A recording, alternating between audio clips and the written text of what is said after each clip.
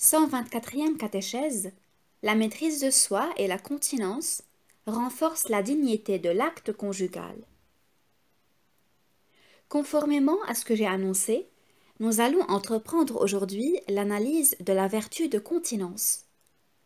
La continence, qui fait partie de la vertu plus générale de tempérance, consiste en la capacité de dominer, de contrôler et d'orienter les impulsions à caractère sexuel et leurs conséquences dans la subjectivité psychosomatique de l'homme.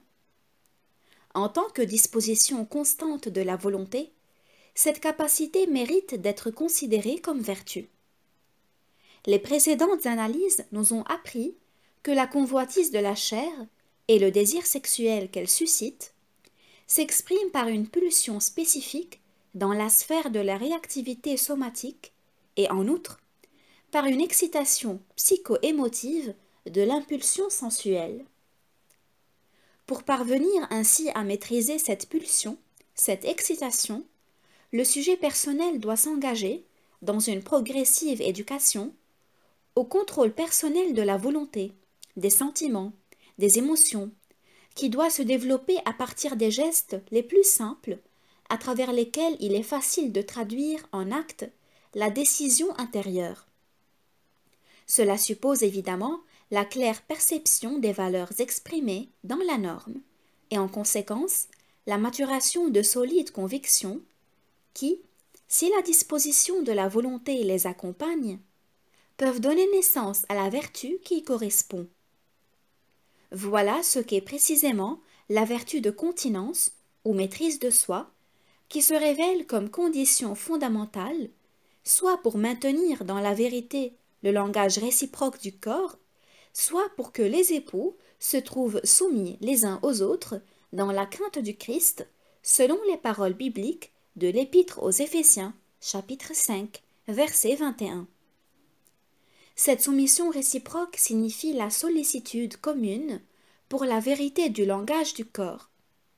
Par contre, la soumission dans la crainte du Christ indique le don de la crainte de Dieu, don de l'Esprit Saint, qui accompagne la vertu de continence.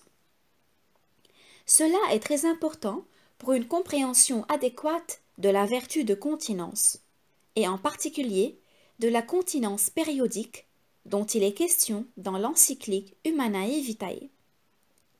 La conviction que la vertu de continence s'oppose à la convoitise de la chair est juste, mais pas absolument complète. Elle n'est pas complète, spécialement quand on tient compte du fait que cette vertu n'apparaît pas et n'agit pas de manière abstraite et donc isolément, mais toujours en liaison avec les autres, donc en liaison avec la prudence, la justice, la force et la charité. Il est facile de comprendre, à la lumière de ces considérations, que la continence ne se contente pas d'opposer une résistance à la convoitise de la chair. Grâce à cette résistance, elle s'ouvre également aux valeurs plus profondes et plus mûres inhérentes à la signification nuptiale du corps dans sa féminité et masculinité, comme également l'authentique liberté du don dans les relations réciproques des personnes. Dans la mesure où elle recherche d'abord le plaisir charnel et sensuel, la convoitise même de la chair rend, en un certain sens, l'homme aveugle et insensible aux valeurs plus profondes qui jaillissent de l'amour et qui, en même temps, constituent l'amour dans la vérité intérieure qui lui est propre. De cette manière se manifeste également le caractère essentiel de la chasteté conjugale dans son lien organique avec la force de l'amour qui est répandue dans le cœur des époux en même temps que la consécration du sacrement de mariage. Il en est, en outre, évident que l'invitation directe adressée aux époux d'être soumis les uns aux autres dans la crainte du Christ, valeurs les plus profondes et les plus mûres qui vont de pair avec la signification nuptiale du corps et la véritable liberté du don. Si la chasteté conjugale, et la chasteté en général, se manifeste d'abord comme capacité de résister à la convoitise de la chair, Par la suite, elle se révèle graduellement comme capacité particulière de percevoir, d'aimer et de réaliser les significations du langage du corps qui demeurent absolument inconnues à la concupiscence elle-même et qui enrichissent progressivement le dialogue des époux en le purifiant et en le simplifiant en même temps. C'est pourquoi l'ascèse de la continence dont parle Humanae Vitae, loin d'entraîner l'appauvrissement des manifestations affectives, les rend au contraire spirituellement plus intenses et par conséquent les enrichit. En analysant de cette manière la continence dans la dynamique propre à cette vertu, anthropologique, éthique et théologique, nous nous apercevons que disparaît cette apparente contradiction que l'on reproche souvent à l'encyclique Humanae Vitae et à la doctrine de l'Église au sujet de la morale conjugale. Selon ceux qui soulèvent cette objection, il existerait donc une contradiction entre les deux significations de l'acte conjugal, la signification unitive et la signification procréative, de sorte que s'il n'est pas permis de les séparer, les époux se trouveraient privés du droit à l'union conjugale quand ils ne peuvent, en toute responsabilité, se permettre de procréer. Si l'on étudie à fond l'encyclique, on se rend compte qu'elle donne la réponse à cette apparente contradiction. Le pape Paul VI confirme en effet que cette contradiction n'existe pas. Il existe seulement parfois une difficulté qui provient de la situation intérieure de l'homme de la concupiscence. Par contre, précisément en raison de cette difficulté, c'est à l'enseignement intérieur ascétique des conjoints qu'est confié l'ordre véritable de la coexistence conjugale, en vue duquel ils sont corroborés et quasi consacrés par le sacrement du mariage.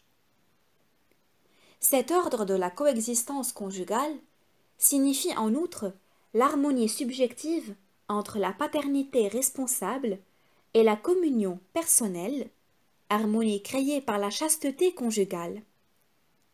Dans celle-ci mûrissent en effet les fruits intérieurs de la continence. Grâce à cette maturation intérieure, l'acte conjugal lui-même assure l'importance et la dignité qui lui sont propres dans sa signification potentiellement procréative.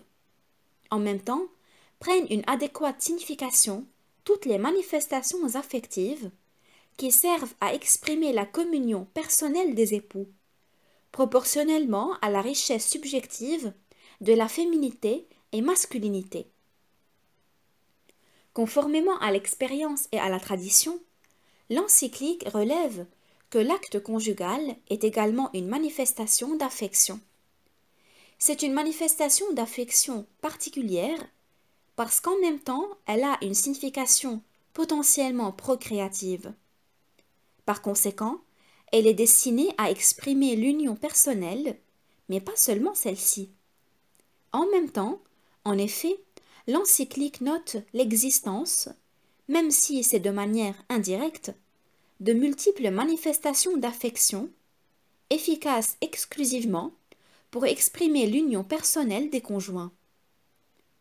La tâche de la chasteté conjugale, et encore plus précisément celle de la continence, ne consiste pas seulement à protéger l'importance et la dignité de l'acte conjugal par rapport à sa signification potentiellement procréative, mais elle consiste également à protéger l'importance et la dignité propre de l'acte conjugal lui-même en tant qu'exprimant l'union entre les personnes et dévoilant à la conscience et à l'expérience des époux toutes les autres manifestations d'affection possibles pour exprimer ainsi leur profonde communion. Il s'agit en effet de ne pas porter préjudice à la communion des époux dans le cas où, pour de justes raisons, ils doivent s'abstenir de l'acte conjugal. Et il importe aussi et encore plus que cette communion construite continuellement, jour après jour, grâce à des manifestations affectives conformes, constitue pour ainsi dire un vaste terrain sur lequel, dans les conditions opportunes, mûrit la décision d'un acte conjugal moralement droit.